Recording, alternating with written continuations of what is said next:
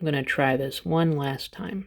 So I just want to make a quick video since I finished school. I'm going to take my board exam next week. I figured while I'm studying, I'll just show you guys some cool shortcuts for the alveolar air equation. This one you probably know. This one you probably don't know.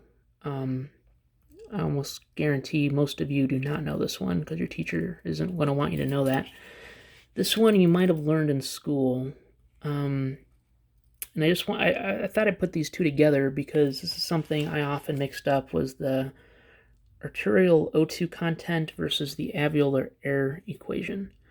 So with the alveolar air equation, just remember big A, alveolar, you got your little alveoli, and then arterial is your big, or little a. So little a, big artery, big A, little alveoli. So just remember it's reversed, so it makes it real easy. So let me just go through this, and I already wrote it down on the last video I made, but I apparently didn't hit the record button. So let's try this one more time. So with this, it's just pressure times FiO2 minus CO2 plus 10. You don't have to do the 0.8. You can just add the 10, and you're going to get close enough. If you don't have a calculator, especially on the board exam where you don't have a calculator, this is going to get you right next to the answer. It's going to be so close, it's ridiculous.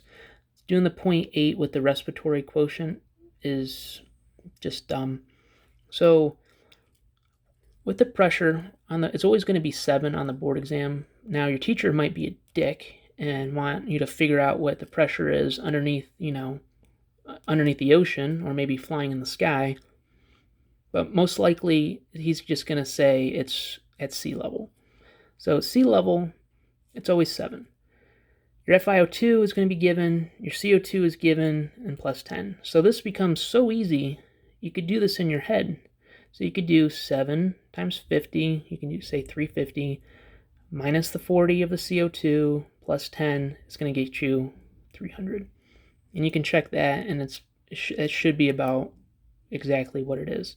And you could do, maybe change the CO2 to minus 90, and then add the 10, which would make it like minus 80, and it's going to get you the same way. So this is something you could do in your head, 7 times 50 minus the CO2 plus 10.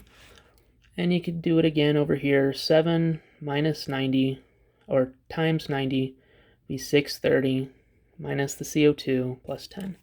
So down here, this is the really cool one. This one is something that you should be like, oh my god, this is insane. I don't actually have to write out the hemoglobin times 1.34 times SaO2 plus the PO2 times 0.00 million threes, and do the whole long equation that's freaking stupid. You can do this one without even writing down anything, which is amazing. So how do we do it? We look at the ABG. If the ABG is good, the answer will be between 17 and 19. If the ABG is bad, your answer is going to be between 13 and 16. How do we know if it's a good ABG? Well, one of the easiest ways is just to look at your SaO2, and if your SaO2 is greater than 90, then you have a good ABG. If your SaO2 is less than 90, it's going to be between 13 and 16. So, and that's all you have to do, and you can check it out. Look at any homework you've done or any tests you've had. Look back at what the answers were, and you'll see that if your ABG is good, the greater than 90% SaO2, your answer is going to be between here, 17 and 19. This is normal. Bad ABG, it's going to be between 13 and 16.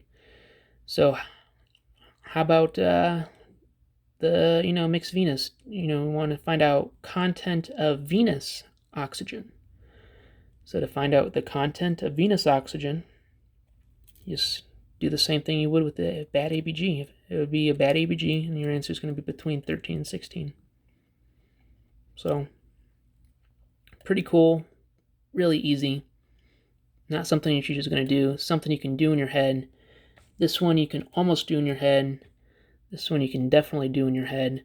Once again, if your teacher is a jerk, I'm sorry, but I know on the board exam, it's going to be something you can just look at. You're just going to be like, okay, SaO2, above 90, good ABG. I'm going to pick the answer that happens to be between 17 and 19. SaO2, bad ABG. Answer is going to be between here. How do I know if it's venous? Well, this is the answer. Between 13 and 16 for venous. So I think that's everything I wanted to say. I hope that helped. If it doesn't help and you get your answers wrong, don't believe me, but I would recommend in your studying you try this out, and I think you will be pleasantly surprised about how good this actually works. And you're welcome. Bye.